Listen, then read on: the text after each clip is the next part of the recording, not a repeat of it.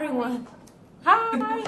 Hi. My screen is blocking one of the screens, but as long as everyone's here, that's good. How's everyone doing? We're here. How about you? I hear ya. Did you have a good Thanksgiving? Yes. You? Good. Yeah, very good. Now, Wendy and Rhonda, were you here last week and just not able to connect, or what happened? We couldn't connect at all. She tried for about an hour and a half, and we had some help from another source, and they couldn't patch us through. So we watched it online on our computer. Okay, so they weren't sure if it was recorded or not. But it says recording now, so that's the key piece. Okay, good. Well, I'm glad you were at least able to watch it. Does anyone have any questions about last week's material? We honestly didn't watch it until Sunday night because we couldn't make connections. And what we actually did was watch last year's recording, I believe. It wasn't like I don't know who did it last week. Who taught it last week? Was me. But maybe it didn't get recorded. No, we had a Karen Perry that recorded it like the spring of 2016. Okay. Because on my computer, on the Evolve site, it only has class lectures for 1 through 4. So there was no 5 recording at all. Okay, yeah, so I think that's right then. Last week, for whatever reason, I'm not sure, I guess through Network Maine, it must have been messed up. But it says recording now. So as long as you saw last week's material, that's good. And I wasn't actually here last week. What's that? I wasn't actually here last week, so I didn't get to see it. So I'm going to have to look for last year's recording. Yeah, and Wendy and Rhonda, where did you find the old one? Go ahead. Go ahead. On the Evolve website, where we can sign in, Yeah. it's under the class lectures, but it's under the spring session of 2017. Okay.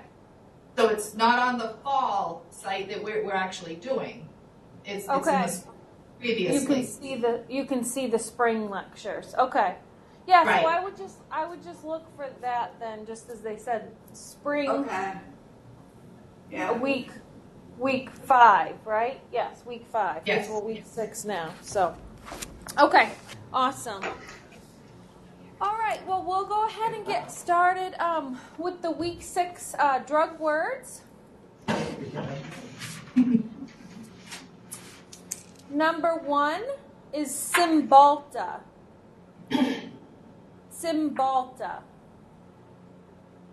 Cymbalta.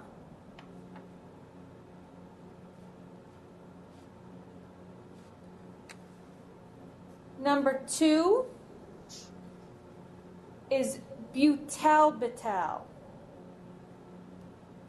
Butalbital.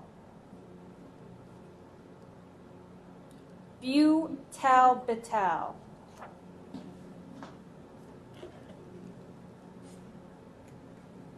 Number 3 is Imdur.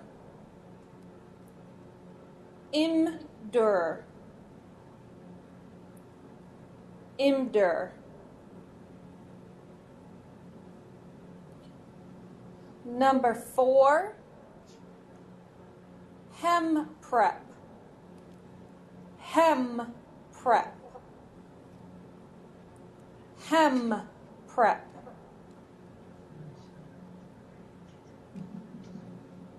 Number 5, Arimidex.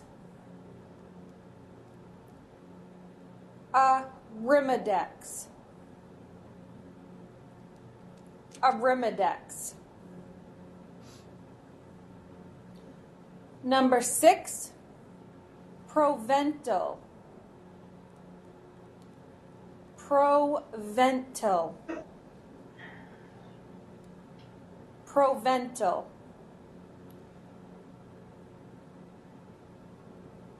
Number 7, spironolactone. Spironolactone. Spironolactone.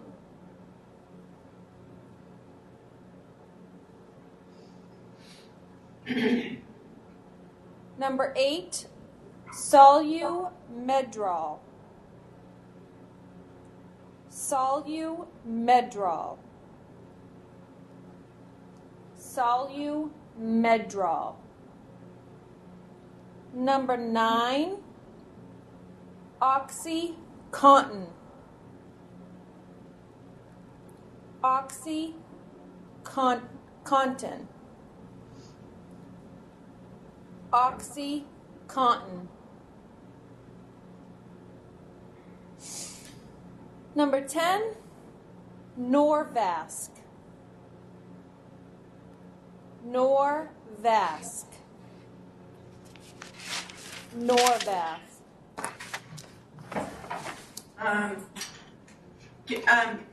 I just thought of something. When Yes. Carrie did chapter 5, Yeah. her words, just to let that other lady know, her spelling words were actually drug words for week 6. So to get drug words for week 5, she'll want to go back onto the Evolve site under drug words for week 5. Okay. Remind me of your name, student that's in Presque Isle. My name's Rayanne. Rayanne. Okay, did you catch what they just said? Yes, I did. Okay, all right.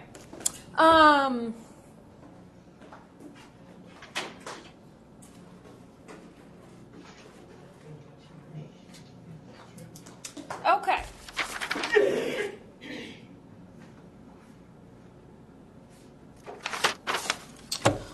All right, so chapter 6 is the genitourinary system. They combine the genitals with the urinary system, therefore you have genitourinary. You'll see it quite a bit, abbreviated to GU, and also referred to that way. So something to be familiar with is that you'll often hear abbreviated and referred to as the GU system. They break this down. I don't know if you've had a chance to peek at it yet or not, but they break it down by the urinary system, the male reproductive system, and then the female reproductive system, and they go through the physiology of each one afterwards. So that kind of goes nicely. So we'll start right on page 222 with the urinary system. Like I said, at any time, please feel free to speak up.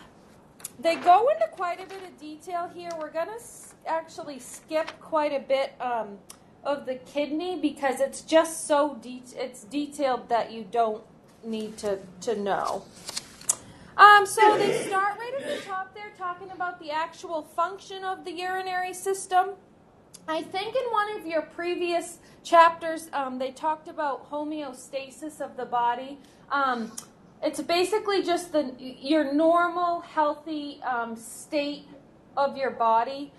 They call it homeostasis. So if your body is in any kind of distress, if you're fighting infection, if you've had any trauma, stuff like that, you're not in a state of homeostasis because you're not in your normal functioning state where everything is functioning normally. So in order to maintain homeostasis, they talk about the urinary system balancing the amount and content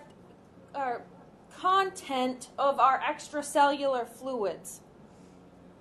A big purpose of the urinary system is to get rid of waste. And we'll talk about that in a few minutes when we talk about the kidneys and filtering blood and turning it into urine and all that good stuff. But the purpose of the urinary system is filtering waste. We'll skip right down to the kidneys. They list there that you have 2 kidneys, 2 ureters, a urinary bladder, and a urethra. Like I just said, the function of the kidneys is to filter blood and eliminate waste. The kidneys there turn that waste into urine, and it leaves your body through the bladder and urethra. And you can see right in the picture there that I love the graphics. They show your 2 kidneys there, and then those 2 tubules that connect down from the kidney on each side to the bladder are your ureters.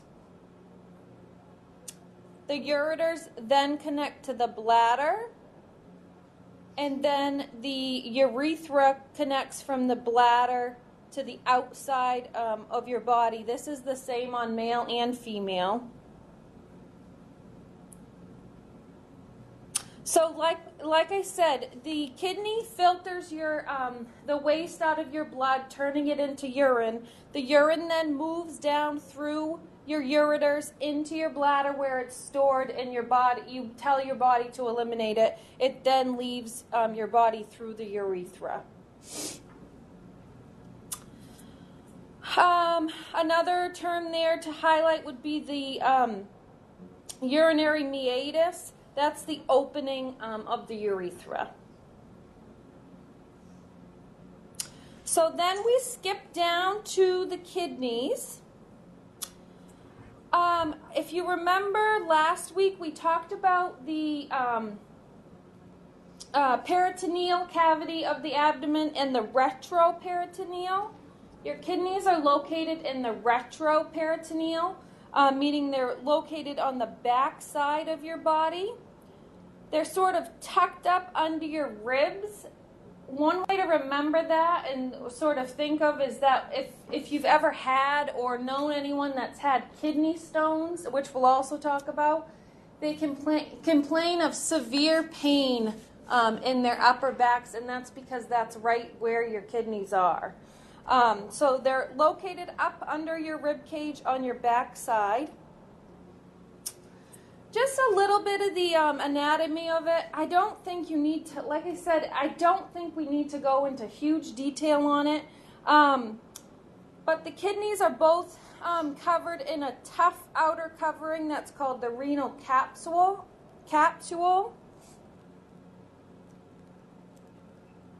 And then on the inside, you have the cortex and the medulla.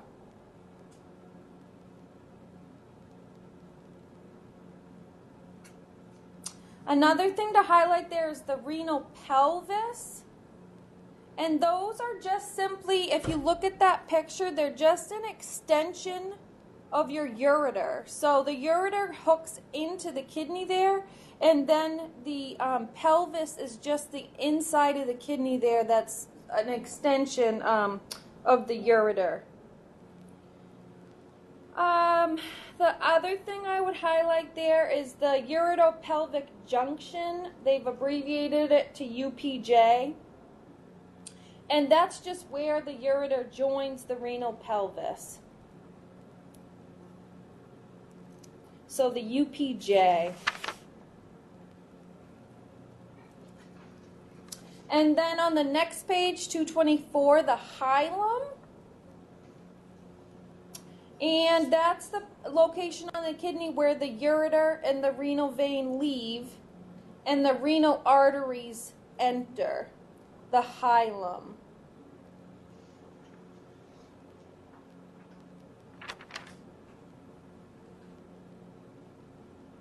Again, when we're talking about the kidney, the outer, so you have the capsule on the outside, and then the next layer in is the cortex. The cortex, as you can see in that top picture on page 24, is filled with millions of little things called nephrons. Those nephrons are what essentially do all the filtration with the blood and the urine. So you just should be familiar with that term nephrons and know that it's located in that outer aspect of the kidney. We're not going to go into all that. We're going to skip completely that nephron section because, like I said, it's so much detail, and I don't think that it's necessary for us to go through. Just that you know that the nephrons are in that outer portion there. So if you go to page 226, they start the pathology of the GU system. You're probably, I would think at this point, starting to pick up on some of the word origin stuff. For example, that first one there, anuria, an meaning without. Urea, talking about a urinary condition, so anuria meaning that someone has no urine, they're not voiding at all. Dysuria, meaning they're having painful urination. Enuresis, that's a very common one in terms of bedwetting. Enuresis, it can be nocturnal or diurnal, meaning it's during the day.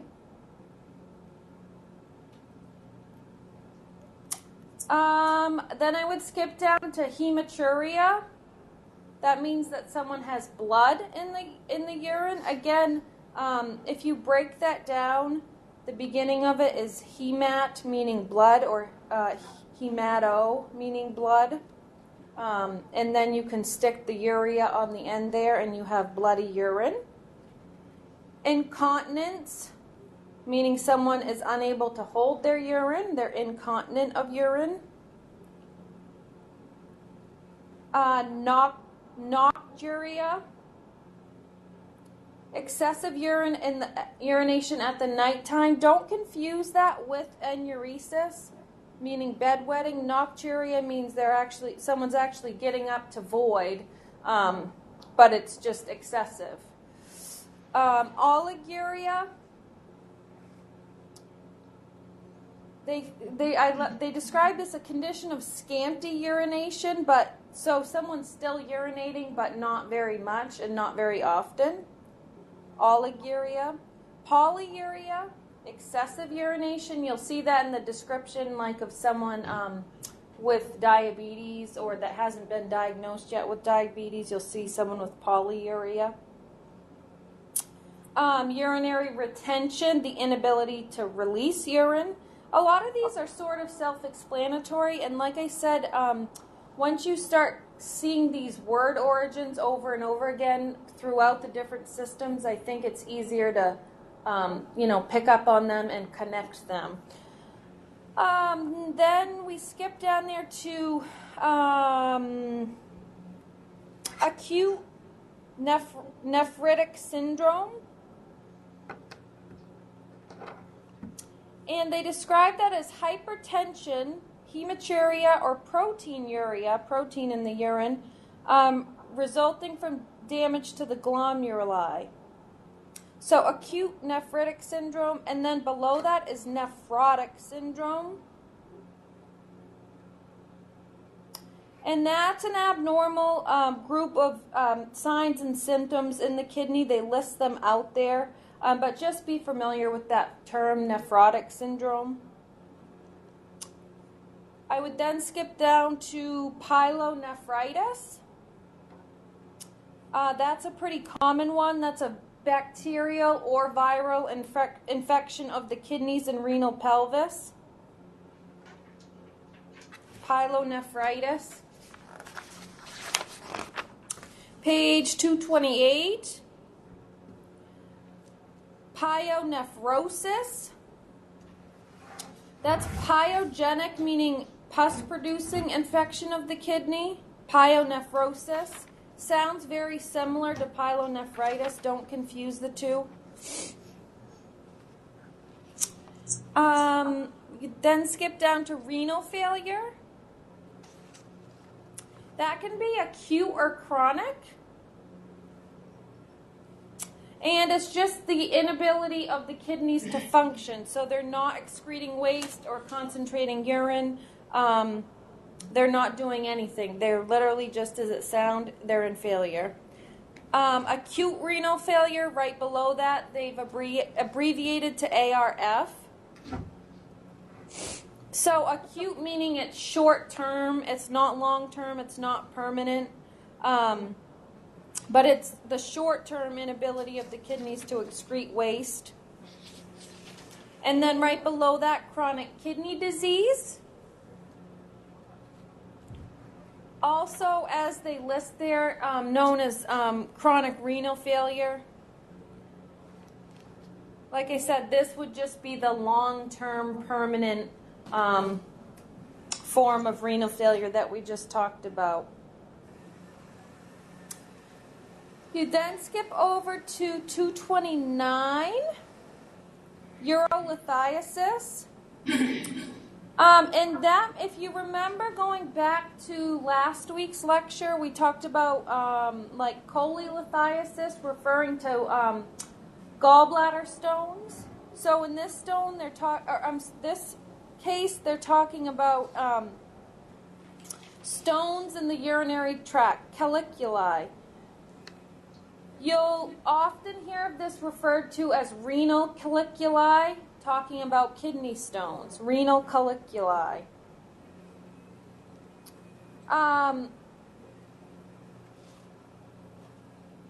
Let's see here. And then they sort of go through all the different kinds there for you, but I think as long as you know the general term there, urolithiasis,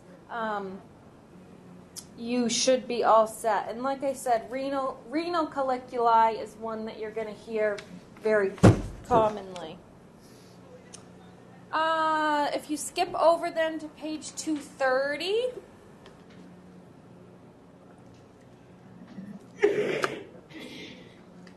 you have nephropathy. And that's just a disease of the kidneys. A general term, it says, that does not specify a disorder. Nephropathy. Again, make sure you're just making that connection that nephro is meaning kidney. Then skip down to cystitis. Again, we start going into our itis conditions here, meaning inflammation. So, inflammation of the urinary bladder, cystitis. Interstitial cystitis, talking about inflammation of the wall of the bladder.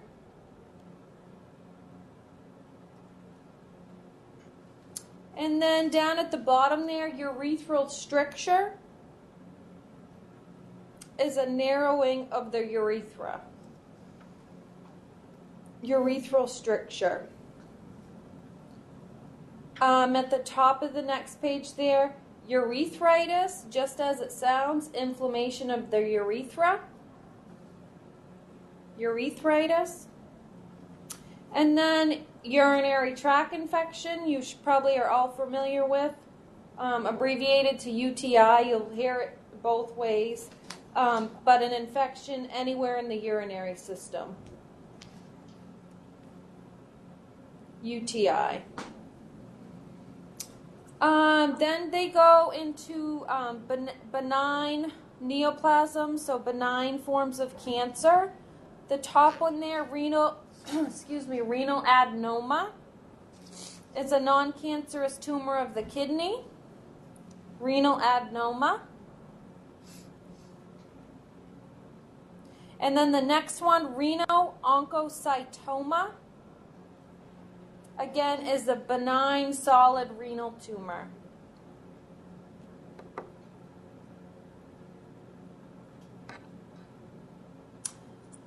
Then then down under malignant neoplasms, so meaning cancerous tumors, the first one there is a nephroblastoma. These are most common in children.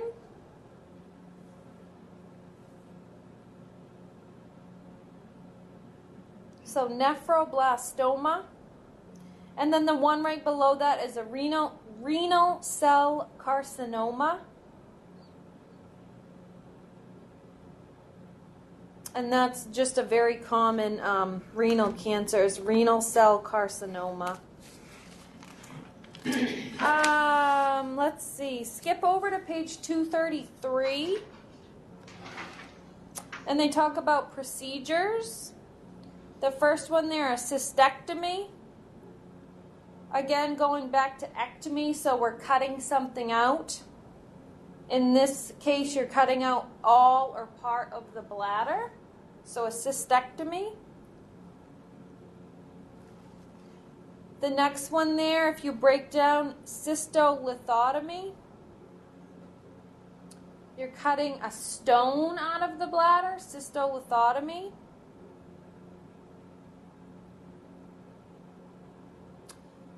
The next one, cystoscopy, very common in the GU world. Cystoscopy is when they insert a scope into the bladder. So that's a cystoscopy.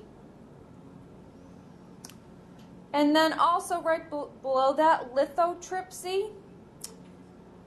That's the process in which they are getting rid of kidney stones, renal caliculi, and they can actually do it anywhere in the urinary system, whether the stones are in the ureters or in the kidneys or in the bladder.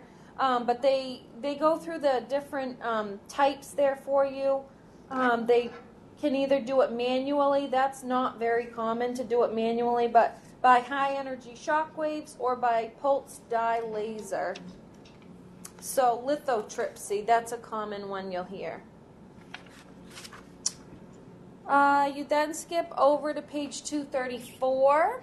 Ooh. And you have a nephrectomy. That's a resection of the kidney.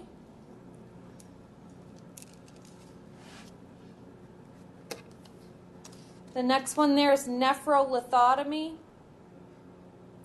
Incision into the kidney to remove a kidney stone. That's done at the point where the stone is too large to pass, or it's too large to try to break it up, or they've tried to break it up and they can't get it to pass. When I was in nursing school, someone brought in, and I can't remember, I think the girl was a CNA. She worked at if I remember right, she was a CNA. She worked at a nursing home, and she brought in a kidney stone in a little container that was like the size of all I remember is thinking it looked like a walnut, but it was bigger than a walnut. Like, it was probably the size of a golf ball, I'd say. And that was surgically removed, because there's no way anyone could pass that. But it's pretty crazy how big they can get. That's not that common, but that's the type that you would have to have surgically removed. So a nephrolithotomy. Nephrostomy. So, again, talking about vocabulary, a stomy or a stoma means you're making a new opening. So a nephrostomy means you're making a new opening in the kidney. A nephrotomy sounds very similar, but it's just an incision into the kidney. So nephrotomy and nephrostomy.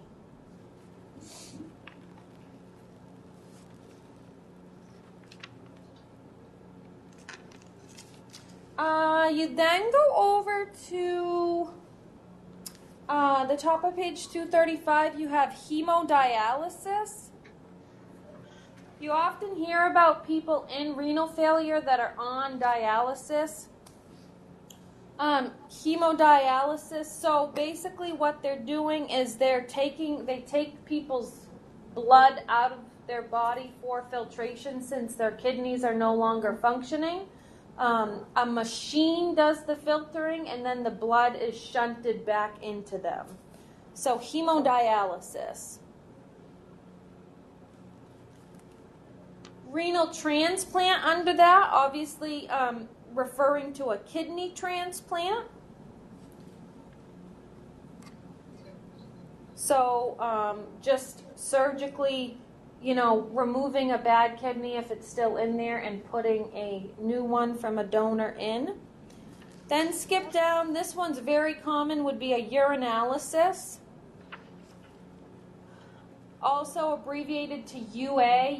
You'll see and hear that UA abbreviation very, very frequently. So know that the UA means urinalysis.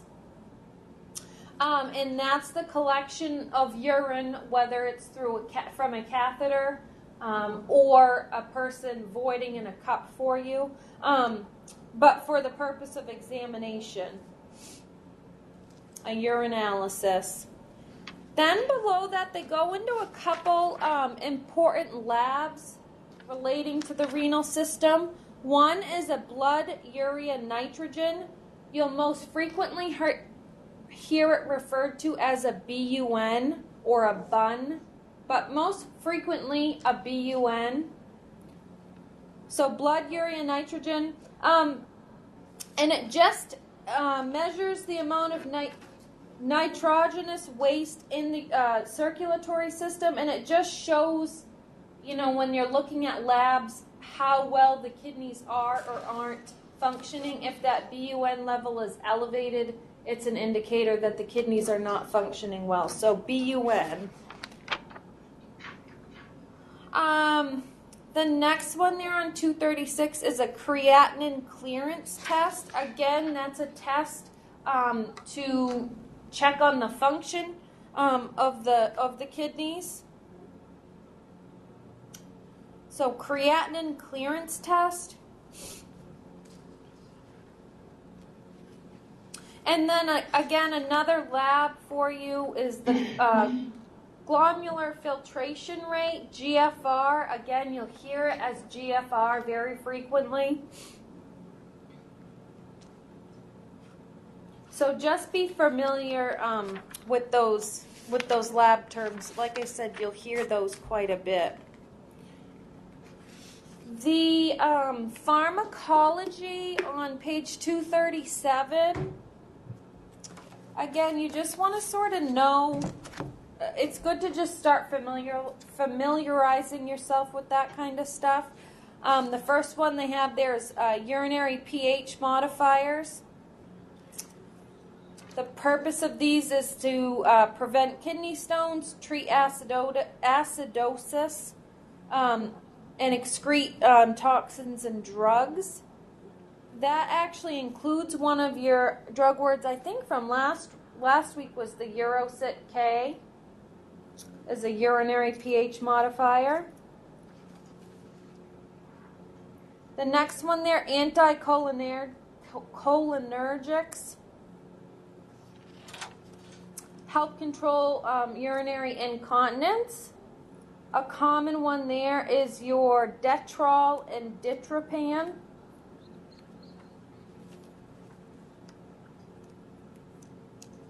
The next one, antidiuretics, suppress urine formation. You'll hear about these a lot, not just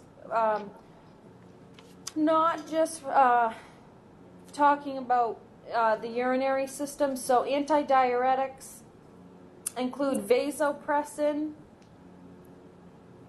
and desmopressin. Anti-infectives, they're talking about antibiotics or antifungals, also antiseptics.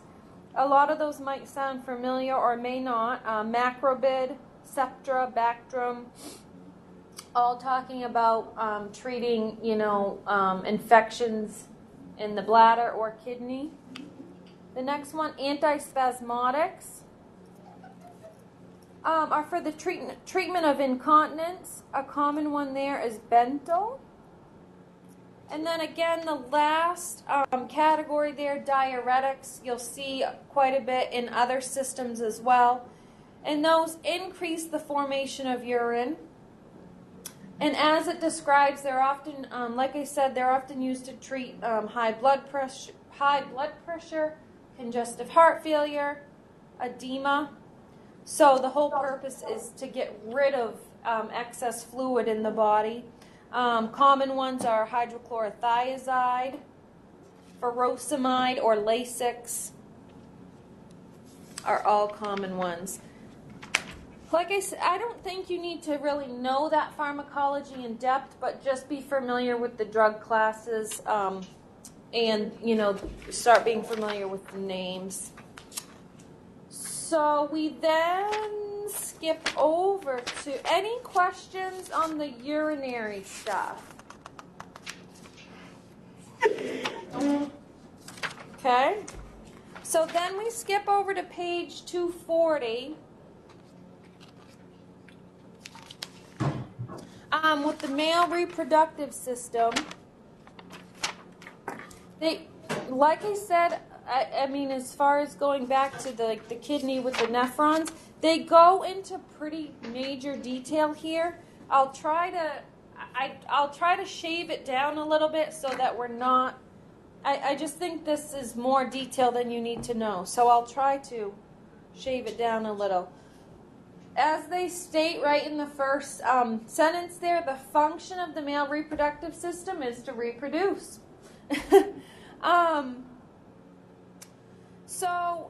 They also describe that both the male and female anatomy can be divided into two parts. The parenchymal. The parenchymal produces sex cells for reproduction. And then the stromal, which includes the glands, nerves, ducts, and other tissues. So the parenchymal and the stromal are the two parts that they break it into.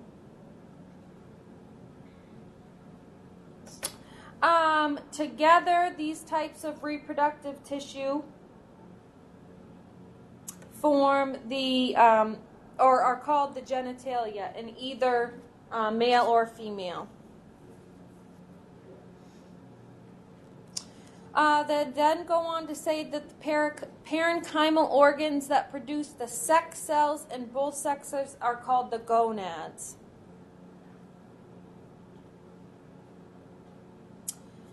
So in the male, the gonads are the testes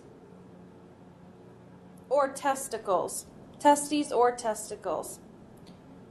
It's a paired organ, meaning there's two of them.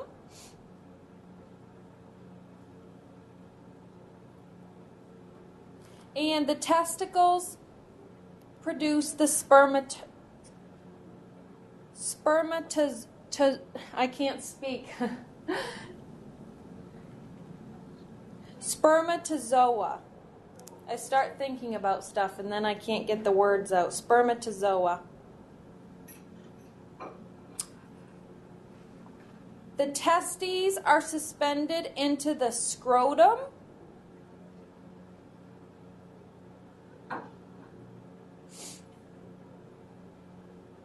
They then go on there to talk about puberty in both the males and the females, but it's just when the, specifically when the male or female body becomes capable of sexual reproduction.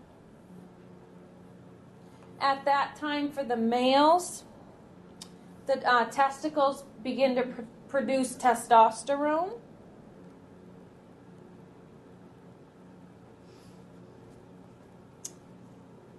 Testosterone obviously being a sex hormone.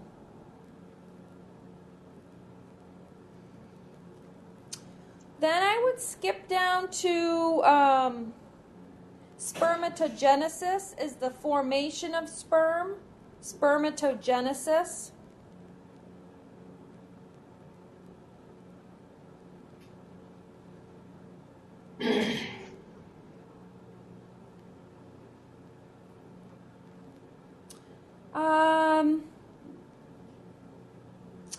Then I think you can skip down to, they talk about the spermatozoa being stored in the epididymis.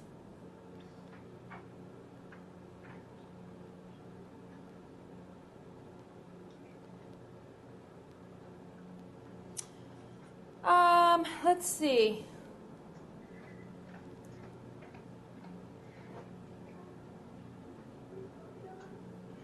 I would then go down to and highlight ejaculation.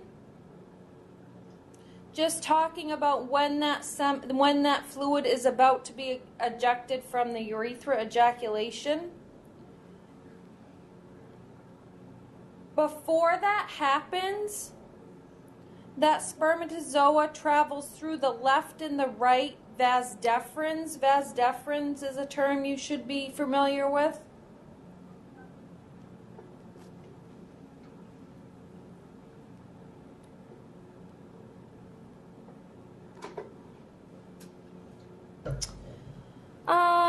Let's see. Then I would skip over to. They talk about to survive and thrive, the sperm are nourished by fluid from a series of glands. They then go into the glands. The most common one that you'll hear of is the prostate gland. The purpose of the fluid from those glands, as they describe, is to nourish or aid in motility and lubrication. So be familiar with the prostate gland. We'll talk about that actually in a few more minutes.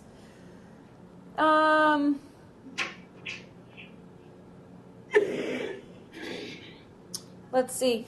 Then I would highlight there the ejaculatory duct. That begins where the seminal vesicles join the vas deferens.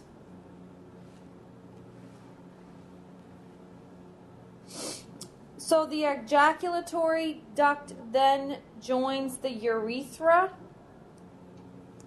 Once the sperm reach the urethra, they travel out through the shaft or the body of the penis.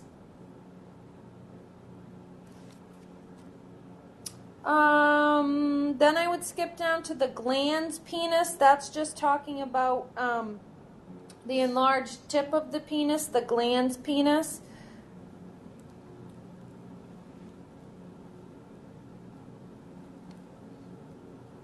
They then also talk about circumcision relating to, it says at birth, the glans penis is surrounded by a fold of skin called the prepuce or the prepuce. If they remove that skin, the prepuce or the prepuce, it's circumcision.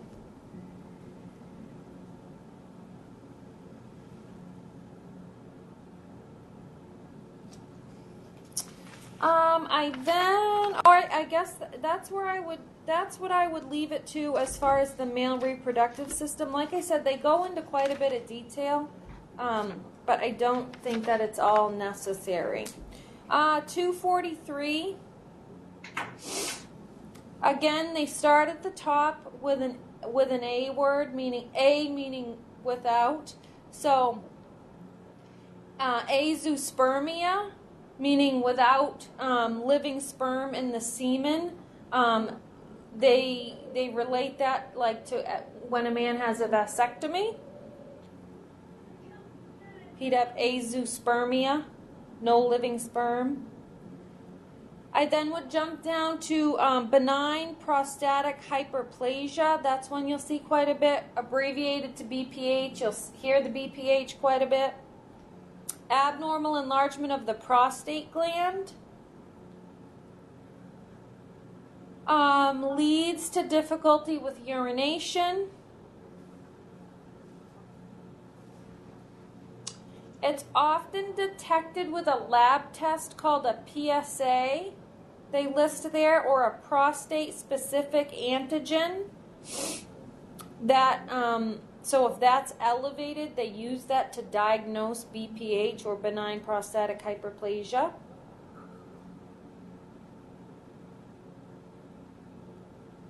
The next one, epididymitis.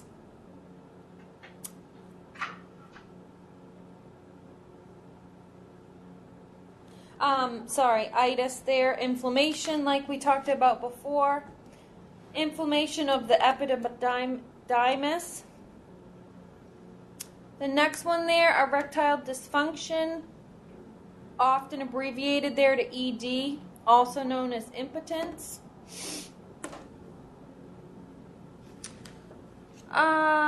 Then you can skip over to the next page. Orchitis, inflammation of the testicles.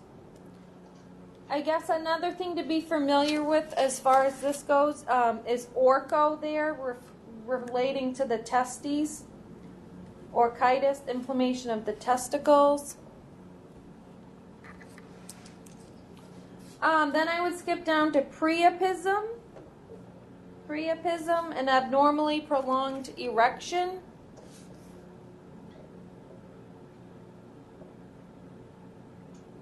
Prostatitis, again an itis, inflammation of the prostate gland. And then the last one there, testicular torsion, is something you'll hear now and then. Twisting of a testicle on the spermatic cord, usually caused by trauma, but it usually calls for surgeries, is testicular torsion. Then they go through some common, on page 245, they go through some common STDs. Just terms to be familiar with: gonorrhea. The next page they go into herpes simplex virus type 2, HSV2. We talked about HSV1, meaning like the cold sores and such. This is HSV2. And then HPV right below that, human papillomavirus. You'll hear that talked about quite a bit now, HPV. And then I would skip the next one there and go down to syphilis. Again, I don't think you need to know the details about all of these, but just be familiar with the terminology there. Then I would skip over to page 247. Again, they talk about malignant neoplasms. The first one there is an adenocarcinoma of the prostate.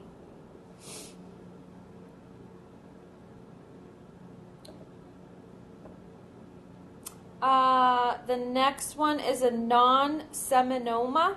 So you have a seminoma below it, and then you have a non-seminoma.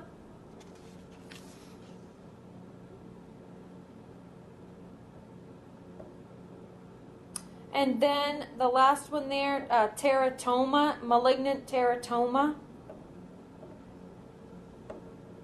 So again, as far as the vocabulary goes, just be familiar, if you're seeing something that's an oma, it's referring to whatever type of tumor or mass.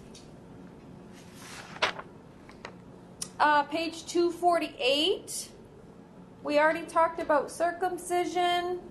I skipped down to orchidectomy. Ectomy, meaning cutting out. So cutting out part or all of one or both testicles. Orchidectomy. Orchiopexy is another one you'll see now and then. Surgical procedure to mobilize an undescended testicle. If a baby is born with an undescended testicle, which is not that uncommon, they would need, if it doesn't end up descending on its own, they need to do an orchiopexy to descend that testicle. Let's see. Prostatectomy, removal of the prostate gland. That's a pretty common one. The next one down there, a TURP, TURP. You'll hear it referred to as TURP or TURP, transurethral resection of the prostate. And that's just a form of a prostatectomy. And as it lists, that TURP is the most common one. So a transurethral resection of the prostate is the most common form of prostatectomy. And then I would skip over to the bottom of 249 is a vasectomy. And that is the incision, ligation, and cauterization of both the vas deferens for the purpose of male sterilization. So vasectomy.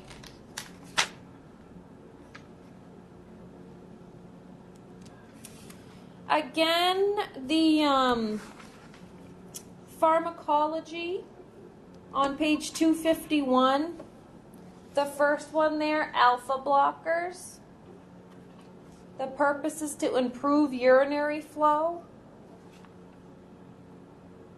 Examples there, common ones are Flomax and Hytrin.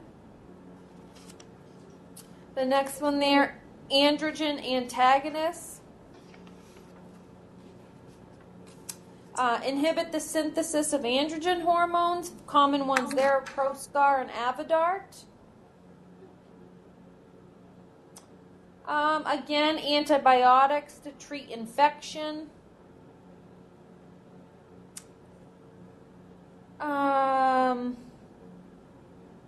Anti-impotence agents. Those are used to treat erectile dysfunction. Common ones there, Viagra and Cialis. And then the last one, antivirals, used to treat viral infections. Acyclovir is very commonly used to treat the genital herpes. So HSV2, acyclovir. I think that is the end of the male reproduction. Any questions on the male reproductive stuff?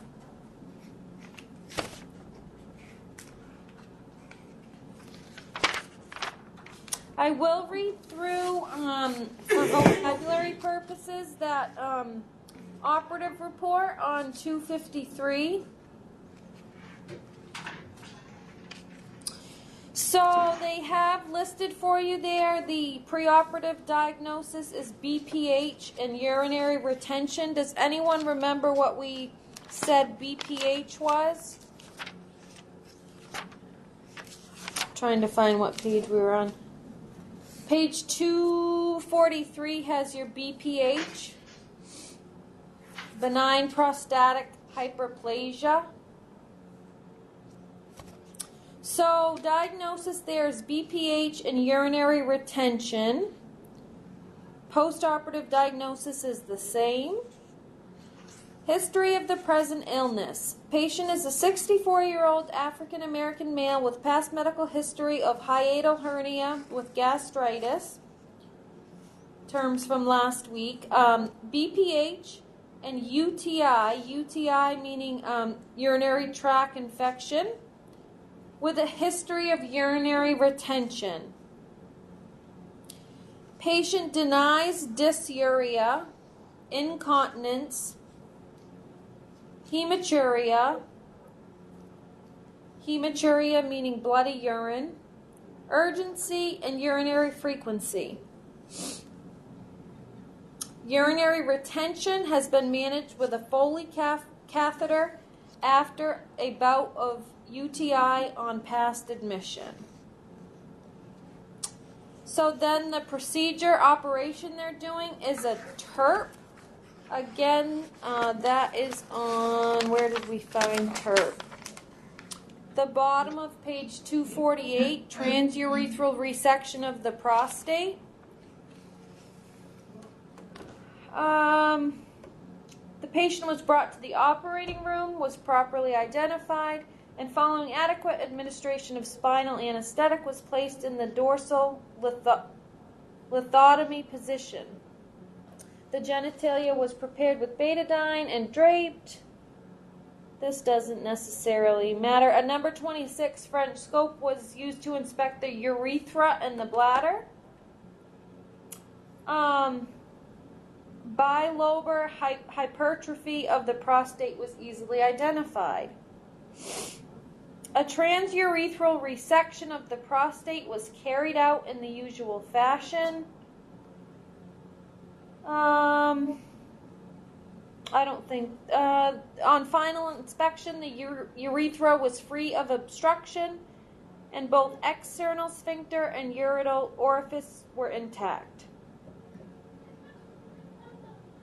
Foley catheter was attached for drainage, and the patient was sent to the recovery. So again, definitely do that exercise there, but again, like I said, it's just, those are really good ways to understand and apply the vocabulary for you. So then we skip over to the female reproductive system on page 254.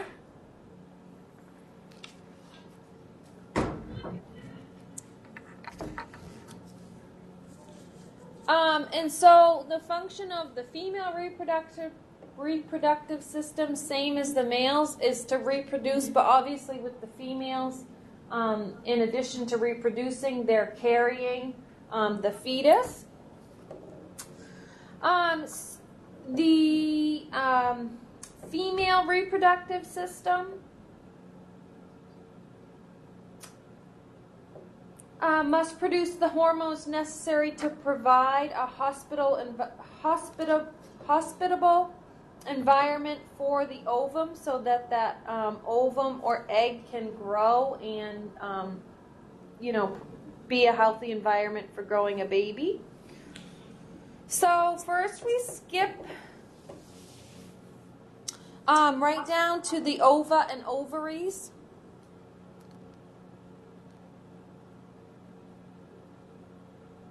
And the first word there to highlight in bold is menarche. Some people pronounce it menarche. Menarche, the first menstrual period.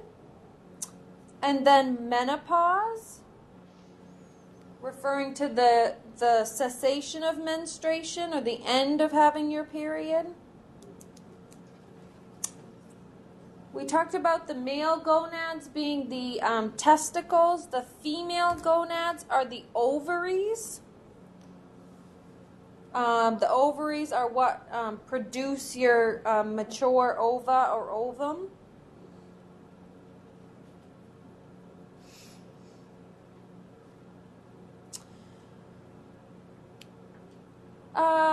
Let's see, you can skip down to the fallopian tubes there. The fallopian tubes carry the ova from your ovaries down to your uterus, your fallopian tubes.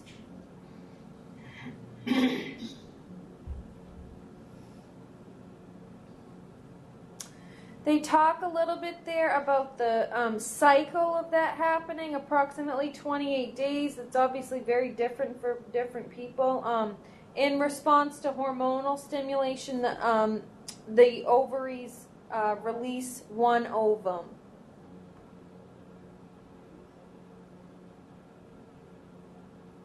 They also talk there about the ovum or egg matures in one of the follicles. Follicles I would highlight, which are the tiny sacs within the ovary.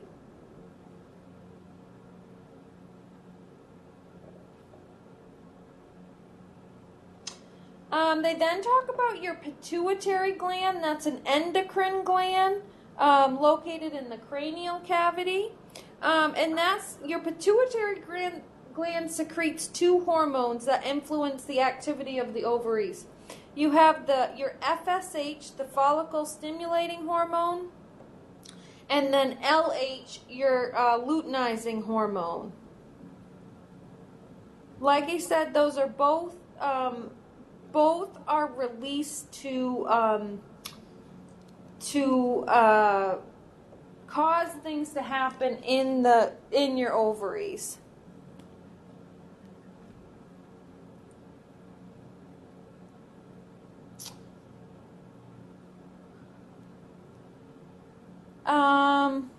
Let's see. Then it skipped down there. The luteinizing hormone stimulates the follicle to mature and release its own ovum. Release its ovum. That's your ovulation. So when the follicle matures and releases the ovum, that's ovulation.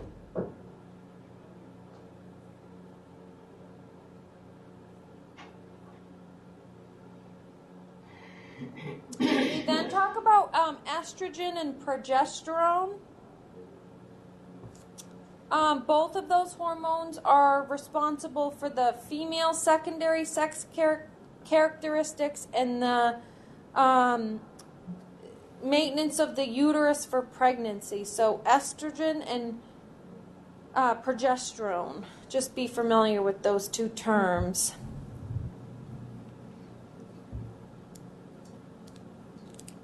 So once the mature ovum has been released, again, that goes back up to ovulation, is the release of that mature ovum. It's then drawn into the fimbriae. I wouldn't worry about fimbriae, but it's the end of the fallopian tube.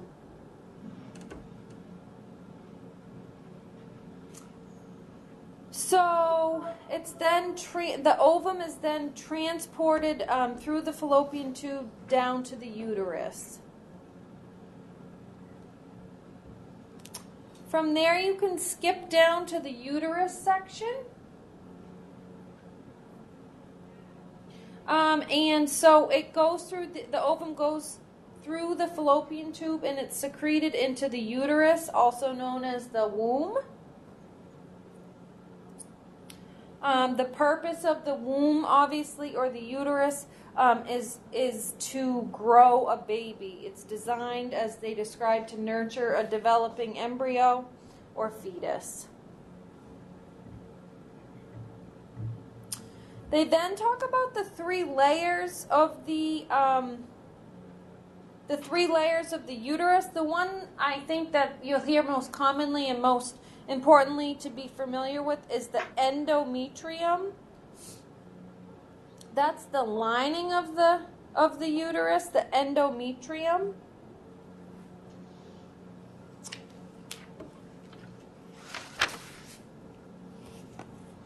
They then talk about the different parts of the uterus, the corpus, meaning the body of it, the large middle area there being the corpus. The fundus, we've talked about fundus before, but the fundus being that top raised area. So the fundus of the uterus.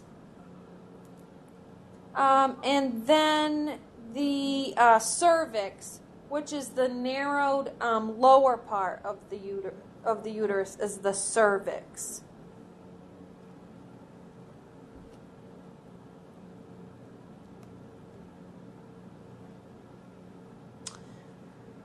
You can then skip down to the vagina section.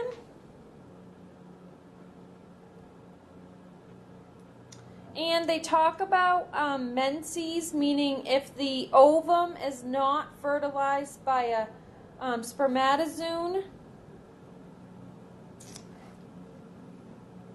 we stop producing estrogen and progesterone, and the lining of the uterus is shed. And that being, so when that lining of the uterus is shed, that being menstruation or menses, you'll hear it both ways. I would skip that mesentery part and skip over to the external genitalia.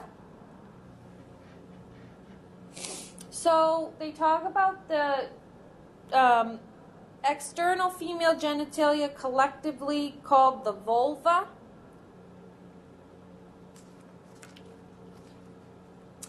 The vulva consists of the vaginal opening or orifice. So orifice I would highlight, meaning the opening. The membrane covering the opening being the hymen.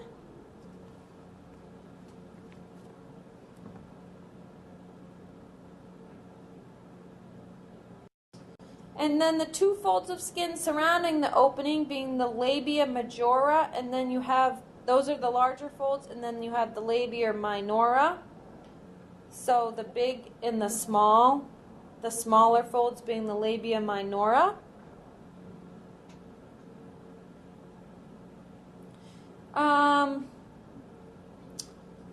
You also have there on the picture the clitoris or clitoris. It's pronounced both ways. Described as erectile tissue. And then you have the perineum.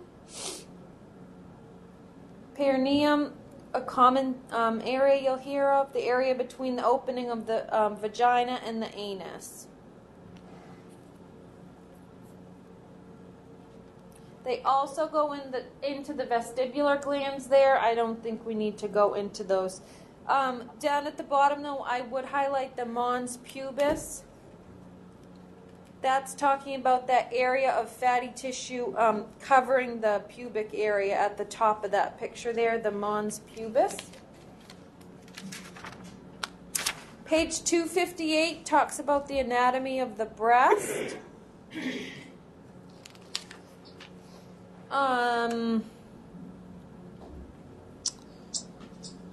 So breasts, or also known as mammary glands, composed mostly of fatty or adipose tissue. I think we've talked about adipose tissue, fibrous connective tissue, and milk-producing glands,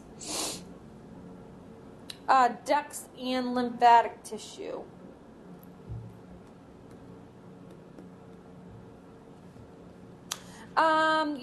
The first thing they have there is the nipple of the breast, is the mammary papilla, or plural, we've talked about before, is papillae.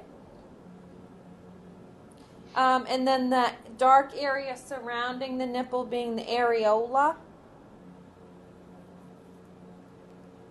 I would then, like, they go into quite a bit of detail there. I then would be familiar with the ducts. So highlight ducts there. Those are the passageways that the milk passes through, carried to the nipples. Then I would skip down to the bottom there. There's a couple more hormones that you should just be familiar with the names of. It's prolactin and oxytocin. These are both related to the formation and production of milk when women are breastfeeding. So prolactin and oxytocin. Just be familiar with those names. All right, so then we go over to 260.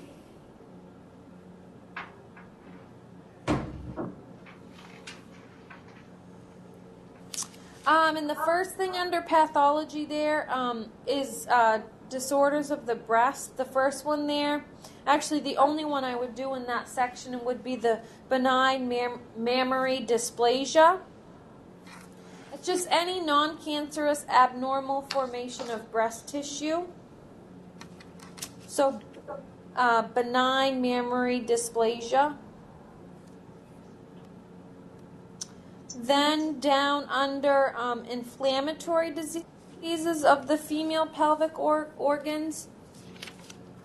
The first one there, again, I think if you broke these two words down, you would find that second one there, I guess it is, pretty easy to figure out, but cervicitis, inflammation of the cervix. Another common one there, female pelvic inflammatory disease. Generally a bacterial infection of the uterus, fallopian tubes, or ovaries, shortened, abbreviated to PID. pelvic inflammatory disease.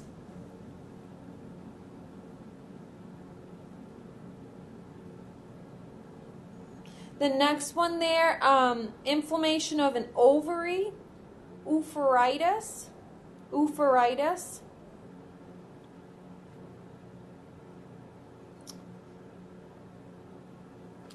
The next one there, inflammation of the fallopian tubes, salpingitis. And then the last one, vulvitis, inflammation of the vulva. Like we said, vulva referring to that whole general external genitalia, vulvitis. Page 261.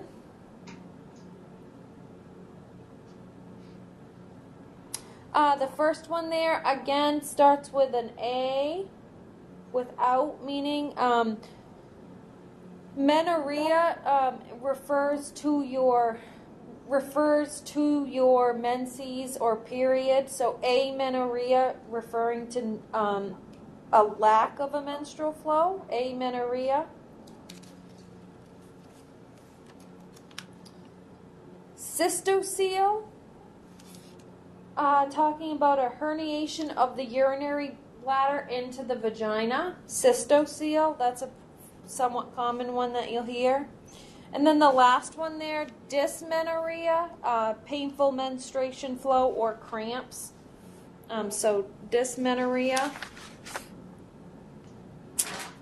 Then on 262, I would skip down to endometriosis. Again, another common condition you'll hear of.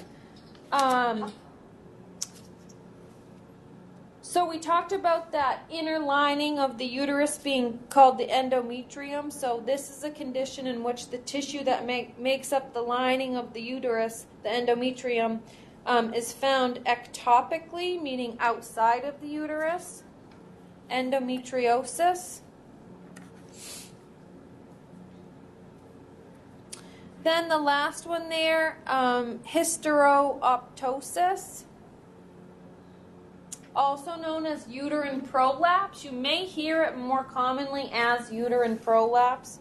So it's a falling out of the uterus from its normal location in the body, uterine prolapse. Surgically repaired.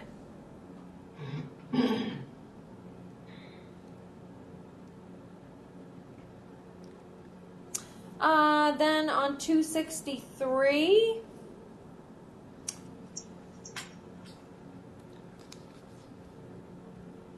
the first one I would highlight there would be menorrhagia. Menorrhagia, abnormally heavy or prolonged menstrual period, menorrhagia.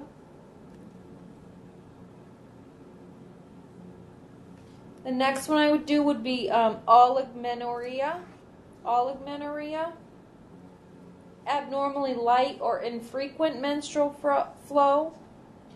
You'll see that now and then, like in elite athletes.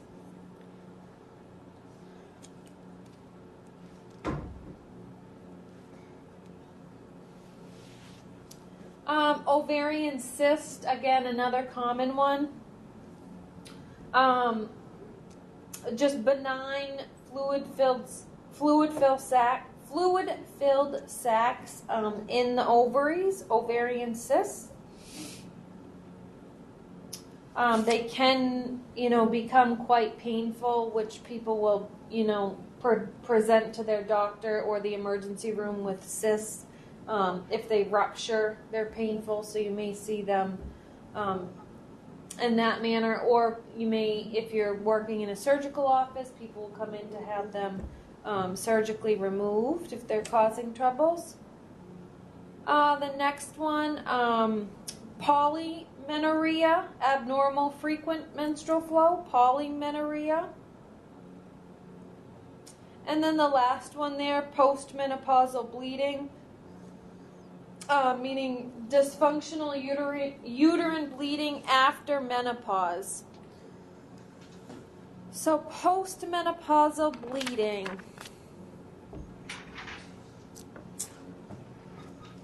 one that we're probably all common with there at the top of the next page, PMS, premenstrual syndrome. Just a group of symptoms, like I said before, that happen on a cyclic basis. Most commonly, breast pain, irritability, fluid retention, headache, and lack of coordination. That's an interesting part. I've never heard the lack of coordination part, but so PMS, a rectocele. We just talked about a cystocele a couple pages ago. Was a herniation of the urinary bladder into the vagina. Now you have a rectocele, a protrusion of the rectum into the vagina. Again, just the vocabulary there. And then you have retroflexion of the uterus. That's just when the fundus, meaning that top part, that top rounded part of the uterus, the fundus of the uterus is bent backwards. You may just hear that described, after they've done an exam, that someone has retroflexion of the uterus. Page 265 has your benign neoplasms, so non-cancerous tumors. The first one there that I would highlight would be the fibroadenoma of the breast, so a non-cancerous breast tumor.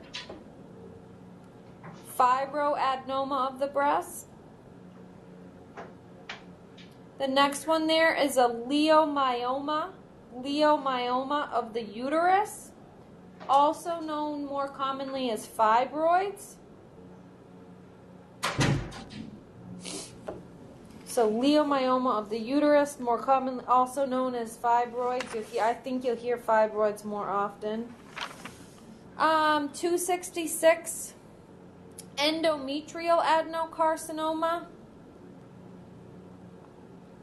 Again, the endometrium being that inner lining of the uterus.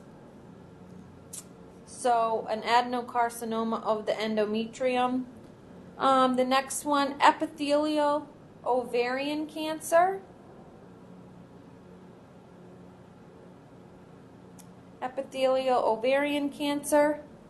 I'm sorry, I should have said now we're into the malignant neoplasms, so the cancerous tumors.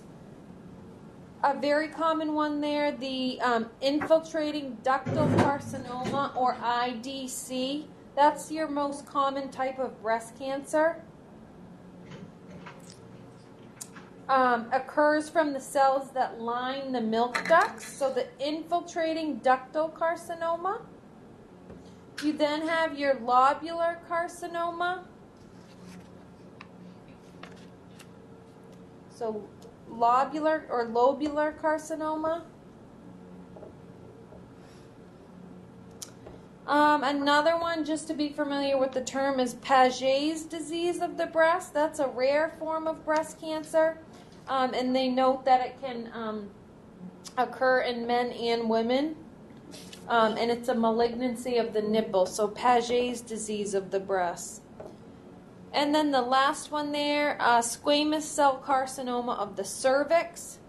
That's your most common form of cervical cancer,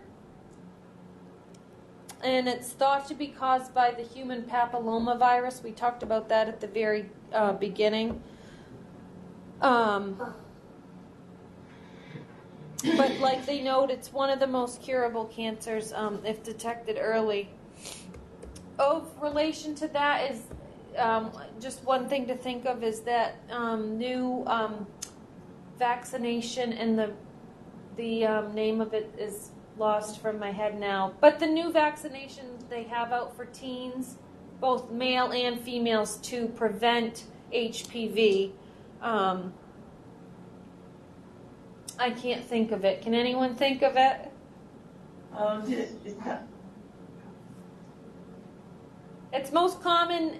They're starting it with, I think, fairly young girls, and boys, I should say, boys and girls, but teenagers, but as young as 10 or 11, I think. So, anyways, but the point of that is the prevention of HPV. Page 267.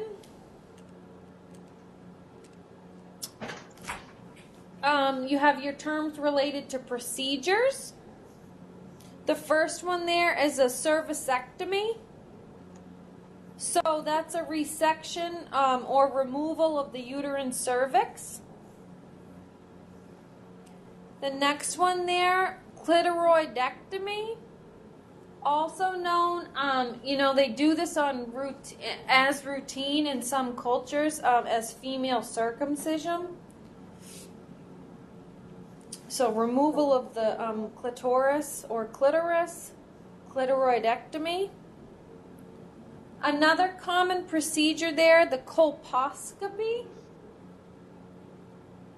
And that's just a scope that they use to view the cervix and vagina, colposcopy. Another very common one there, dilation and curettage, D&C. D&C, be very familiar with that abbreviation, D&C, dilation and curettage. And so that is when that's most commonly done after a woman has a miscarriage and they need to go in and remove the remains from the pregnancy. If she's unable to pass that on her own, you hear of people having a D&C. So be familiar with that term. That's a fairly common one. Then I would go over to page 268. You have hysterectomy. Again, also very common. I'm sure you've heard of. But that's a removal of the uterus. So hysterectomy is removal of the uterus.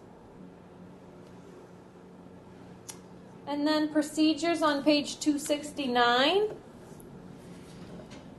You have the second one there, again, somewhat common. The LEEP procedure, it's also known as a loop electrocautery excision procedure. Loop electrocautery excision procedure, a LEEP. Like I said, it's very commonly abbreviated to LEEP. Done to remove abnormal cells on the cervix. Next one, again, very common, mammography. Imaging of the breast. The purpose is for the detection of breast cancer, but that's where you get your mammogram, is mammography. Mammoplasty is any surgical or cosmetic repair of the breast. Mammoplasty.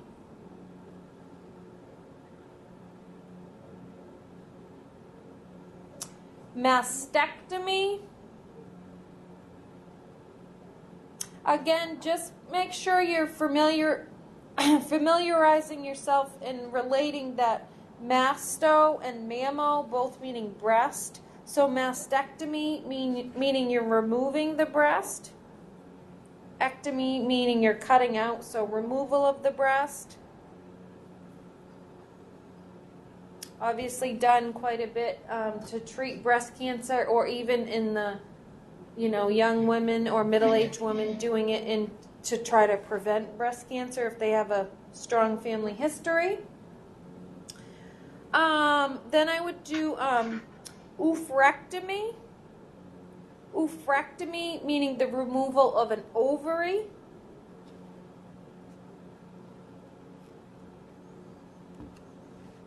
Then I would skip down to salpingectomy. Salpingectomy meaning the removal of a fallopian tube.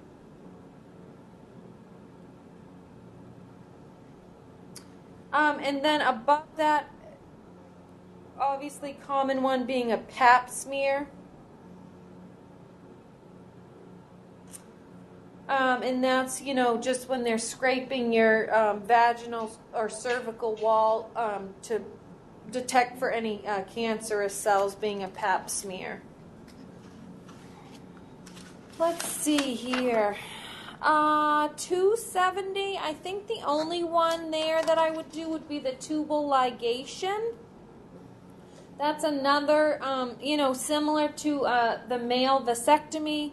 The female tubal ligation sterilization procedure, in which the fallopian tubes are cut, ligated, or tied and cauterized. So tubal ligation. And then there's just a couple of pharmacology classes there. They're both hormone replacements. Hormone replacement therapy, they abbreviate to HRT, and that is a somewhat fairly common abbreviation, so just be familiar with that. Hormone replacement or estrogen replacement. Typically, you'll see this in menopausal women, and it comes in, they list out the different forms there: tablets, transdermal patch, injection, or vaginal suppository. Again, the purpose to relieve the symptoms of menopause. And then the bottom there, the phytoestrogens. This is kind of an interesting one here. An alternative source of estrogen replacement that occurs through the ingestion of certain plants like soybeans. Phytoestrogens act similarly to human estrogens in the body. There's been quite a bit of attention to this recently because people are using other forms of milk, meaning non-dairy milk, such as almond milk, cashew milk, but soy milk. And so there's obviously a high level of estrogen,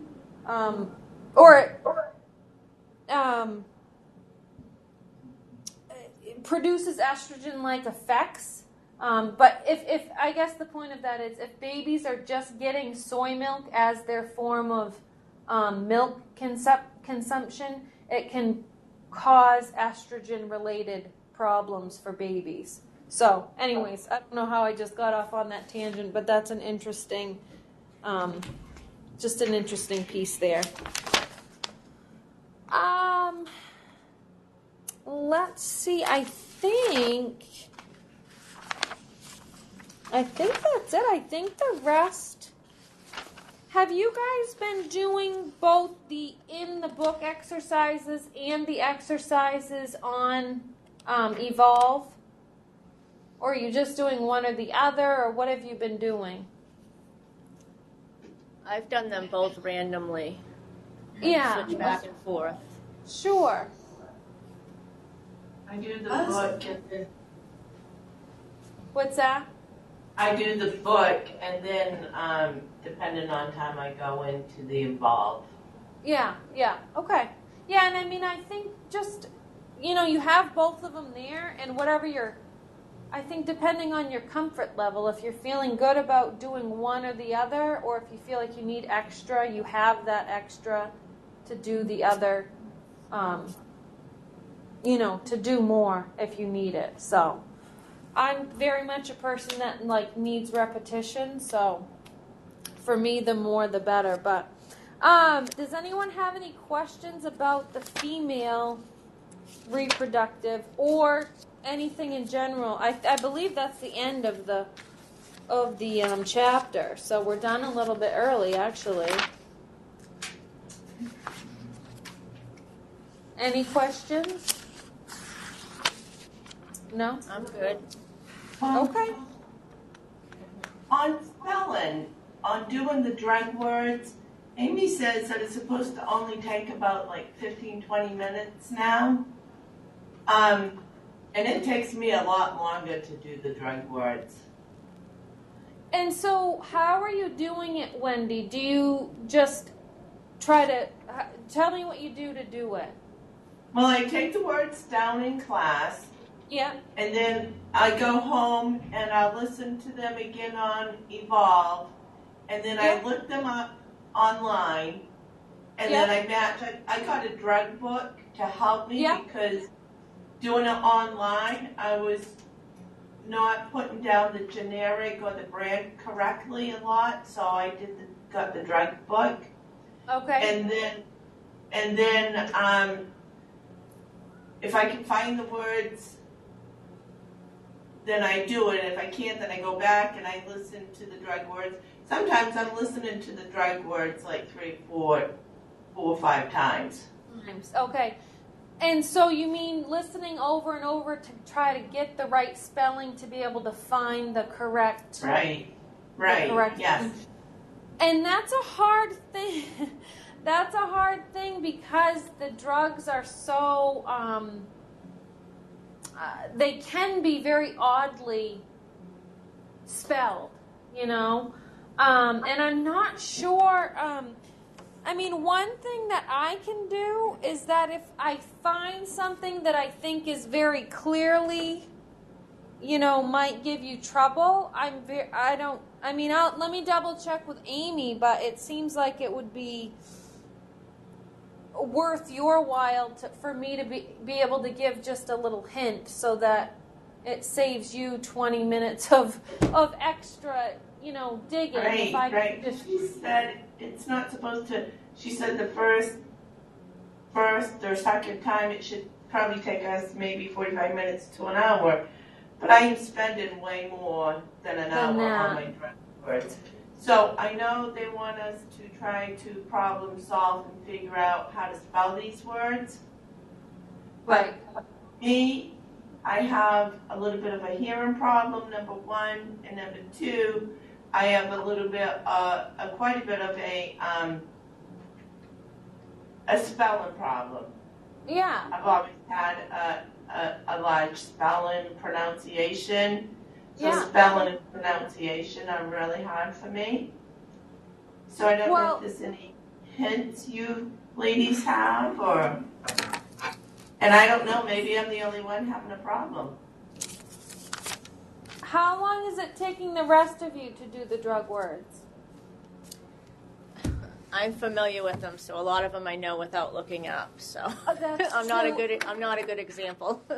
And I will, and that's Go ahead, Wendy. You work in some sort of medical office. Yeah, I work with elderly in an assisted living home. Okay. But I do medications for my job, so. Okay. Yeah, so you definitely, yeah. But I use the drug handbook. I don't go online until I can't find it. I use our drug handbook, and I like to look it up myself. And if I absolutely can't find it, then I'll go online. And that's what you said you just got, correct, Wendy, is the drug handbook? Well, it's the drug guide for nursing students. Oh, yeah, that's perfect. That's perfect. And so I think my only suggestion, you know, is that I would just focus on that first part of the word.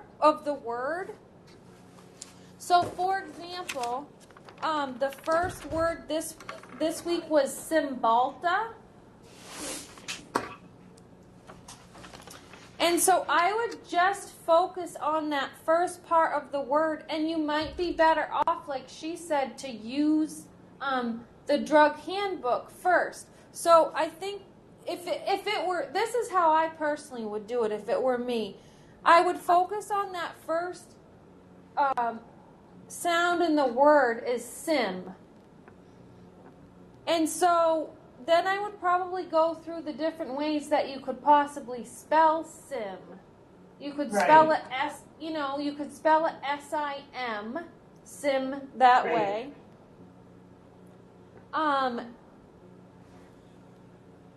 Then, of course, like I said, they always have to do things oddly with drugs.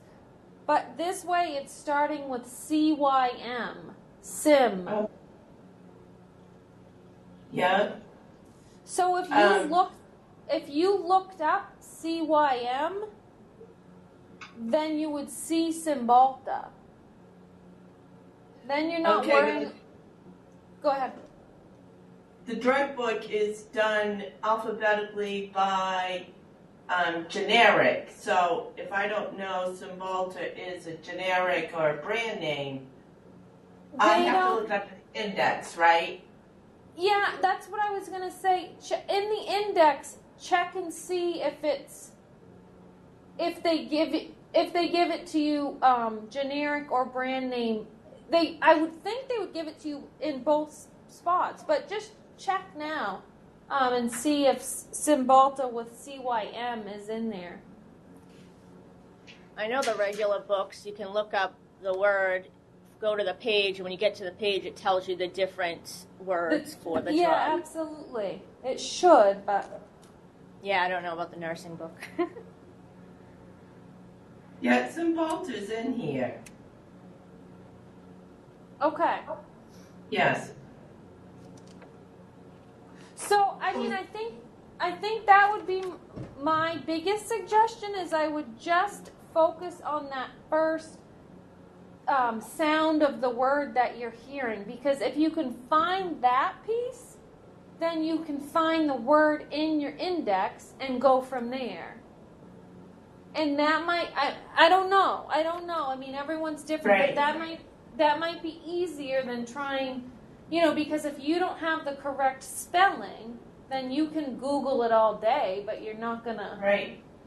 Yeah, I mean, you might find it eventually, but Right. But so maybe try it with just your book this week and see if it's any easier for you. Okay. Rhonda? I was the other lady that said she's in the field already. Which book do you use? Is it our actual class book, or do you have a different one? No, it's a drug hand. It's called a drug handbook. And Okay. It's got all. You can get it like probably online at Amazon or something. Okay. It's probably fairly similar to the drug book that you have, Wendy. Okay. It's probably it's probably fairly similar to that. So don't go out and waste my money again and buy another book. I wouldn't because it's probably very similar to what you have right there. And Yeah. what you have should do what you need it to do for this. So I wouldn't get more. Yeah, and hers Okay. is probably more detailed too, as far as nursing stuff goes. Yeah. Yeah. So yeah, I mean that's what I would try for this week. Like number 2, butalbital. So like I said, just focus on the first sound that you hear there, the bute. And that's what I would look up, and I think as long as you can find that, you shouldn't have any trouble, finding the drug as long as you can find that first sound of the word.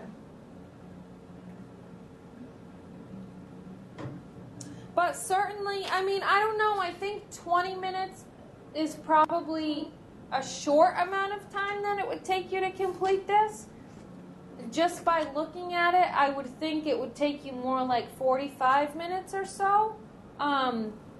So I wouldn't beat yourself up over the time, but I would definitely try. It shouldn't be taking you, 2 or 3 hours, I guess is my point. So, Right. so That's if what this, I'm. yeah, and so if this doing what we just talked about isn't helpful, then we should talk about other methods next week, certainly. To try I'm to with help. Wendy. It takes me about an hour as well. Definitely. Yeah. I mean, even an hour, I would say it should probably take an hour maximum. But I don't think you should be spending 3 hours on it, because it just shouldn't be taking up that much of your time. You have other things to do. So yeah, Right, I know. Yeah, so let's definitely figure out how to make it shorter, because it shouldn't be taking up that much of your time. So like I said, this week focus on that first first noise, sound in the word that you're hearing, and try looking it up that way in the index. Okay. All right. Thank you. Yeah. Yeah. I mean, maybe now. I mean, it's 7:43 on my clock. Maybe now you guys sit there for 15 more minutes and just go through those last 9 words and see if you can find the full words in your index. And then you can do the rest of it at home. But at least now you've found the words, you know what they are, and you Right. are not spending all that time at home alone searching for them. So. Now, does Yeah. that other lady have any questions or any ad-lib she wants to put in? Yeah, anybody else have questions, concerns, anything you're struggling with? No? Okay. Okay. Then I have another one. Okay. I just Go wanted to take up ahead. the whole, I Yeah? didn't want to take up everybody's time. On this book, it's Elzevir. And you can Yeah. download it once you've done it. Yeah? But when you go in here, it tells you in the index that drag names and/or monograms denoted with an asterisk are found on your evolved resources at blah blah blah. I wonder why they don't have the information in the book. No idea on that, huh? I have no idea why. Okay. When, Why they make us go online to get that information and they don't have it in the book. well, maybe just because the book's already so thick that if they had whatever. I mean, it may just be a space Right. thing. That if they had it in Sure. there, it'd be even thicker. I don't know. I have no idea. Yeah. Okay, Yeah. thank you. Thank Sorry, you. I don't know. That's okay. Yeah. Thank you. Anybody else? Any more questions? Go ahead. Good. Okay. Good. All right. I will see you guys next week then. Okay, Very thank good. you, Have a Hannah. good week. Have a good evening. Thank Bye. you, you too.